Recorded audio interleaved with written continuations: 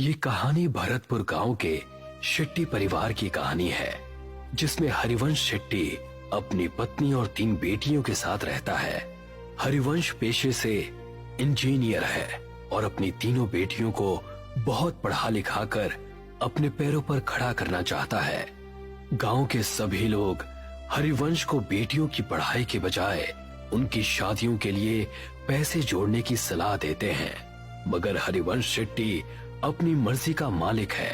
वो किसी की नहीं सुनता सिवाय अपने। एक दिन अपने ऑफिस जाते हुए हरिवंश को रास्ते में उर्मिला चाची मिलती हैं। बेटा, मैंने तुम्हें मना किया था ना बेटियों को इतना पढ़ाने से, मगर मैंने सुना है तू उन्हें विदेश भेजने की तैयारी कर रहा है। हाँ चाची,